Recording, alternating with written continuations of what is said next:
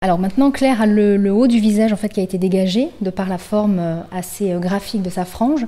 Donc je vais mettre en valeur un petit peu plus son sourcil puisque son arcade est bien dessinée. Donc on va appuyer un petit peu plus de manière à ce que la hauteur de ton du sourcil soit équivalente à la hauteur de son ton naturel.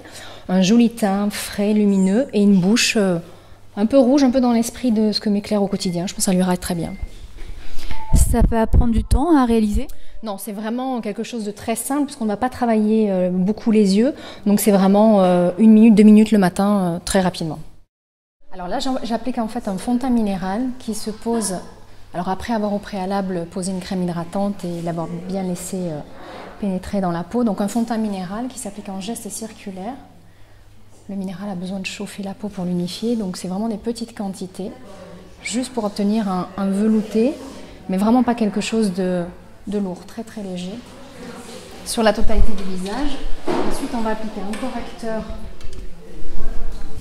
de manière plus localisée sur les petites imperfections, que ce soit boutons, rougeurs, cernes, les ailes du nez. Regardez au plafond. On l'applique au doigt, le correcteur? Au doigt, oui. Au doigt ou au pinceau, comme on préfère. Et pas à l'éponge? Non, alors pas l'éponge parce que là on est vraiment très près de la racine des cils, donc il vaut mieux faire attention vraiment à ne pas la blesser, donc au doigt ou au pinceau fin. D'accord, par de légers tapotements. Exactement. Il faut que ça fonde dans la peau, qu'il n'y ait pas d'amas de produit, mais c'est vraiment utile pour cacher toutes les petites imperfections de peau que l'on peut avoir. On le choisit un demi-ton plus clair que la couleur de la peau pour justement éclairer notamment la partie interne de l'œil. C'est une zone où la peau est très très fine à cet endroit-là, où la veine ressort, donc la coloration de la veine. Donc ça sert vraiment à atténuer la coloration. L'avantage du fond de teint minéral par rapport à un fond de teint crème, ça permet de matifier et de faire un effet plus naturel? Exactement. Et en plus de ça, on est sur une matière qui est 100% naturelle, donc sans parabènes, sans alcool, sans parfum, sans corps gras. On est vraiment sur un produit naturel. Ce ne sont que des pierres naturelles écrasées qui vont nous permettre d'avoir un résultat très subtil, très naturel, qui s'applique vraiment très rapidement, comme vous avez pu le voir, et qui permet de pouvoir faire des corrections rapides sans alourdir le teint. Alors on va travailler un fard à joues sur le haut de la pommette, en évitant de se rapprocher trop des sillons nasogéniens, ce qui aurait comme effet d'alourdir le creux que nous avons vers les ailes du nez. On est vraiment sur le haut de la pommette?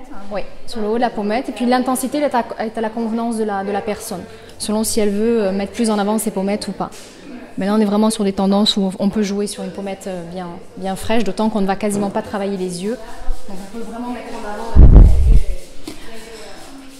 Au niveau du ton, on le prend plutôt rosé? Alors là, en fait, pour Claire, on a travaillé quelque chose de pêche bronze, parce que le léger reflet qu'on va apporter en technique après sur les cheveux va être dans ces tons-là. Donc si le ton est un petit peu plus réchauffé, je vais éviter d'aller sur un vrai rose franc, on va rester un peu dans le même univers. Mais elle pourra faire les deux par la suite, mais sans aller sur quelque chose de trop fuchsia.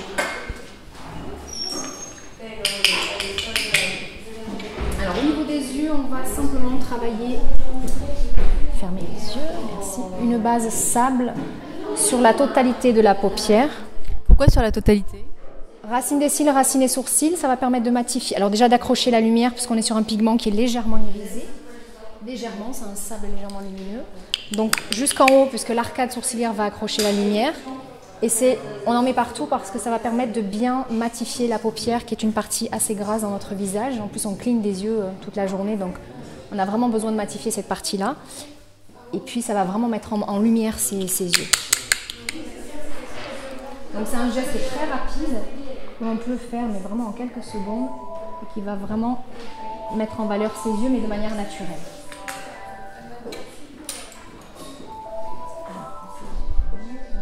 Un léger trait de crayon? Simplement souligner la racine supérieure des cils.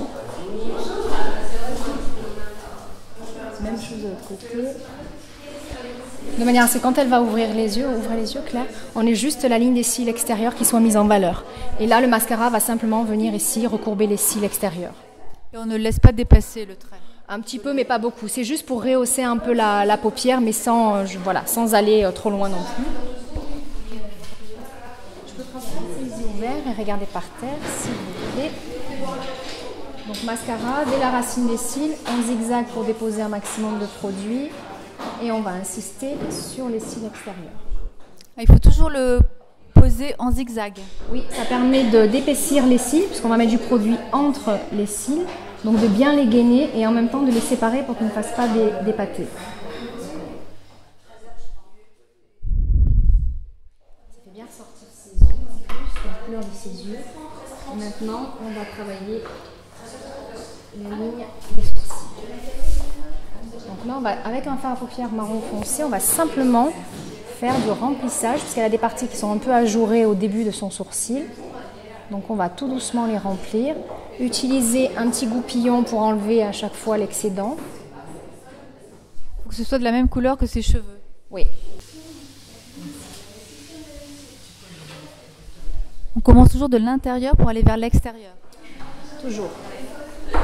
Et on y va par étapes pour ne pas trop alourdir le sourcil. Ça doit rester malgré tout très naturel. Et l'intérêt d'utiliser un fard à paupières, c'est qu'on va vraiment rester sur quelque chose de mat où on pourra vraiment passer le doigt dans le sourcil. Donc le but, voilà, c'est juste simplement d'avoir appuyé un tout petit peu plus son sourcil. Sans en mettre trop. La Claire a un sourcil qui est un petit peu plus court. Donc pour préserver l'équilibre naturel à longueur, on va simplement tricher en rallongeant un tout petit peu son sourcil.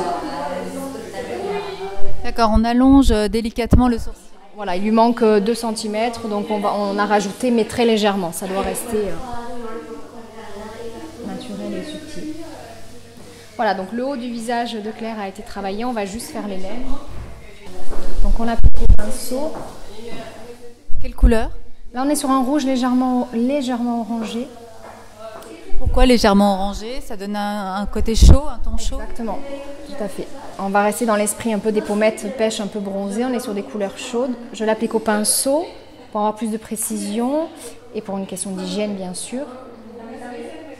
Directement sur les lèvres, je ne fais pas de contour de crayon parce que je veux vraiment que ça reste pas trop figé au niveau du dessin.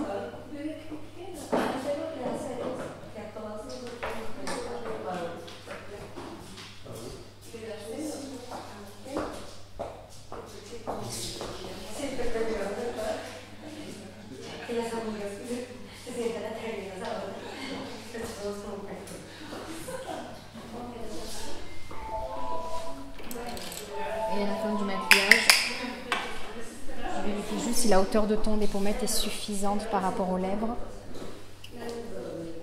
Ah oui, il ne faut pas qu'il y ait un trop grand décalage. Non, exactement. Voilà Claire, toute belle.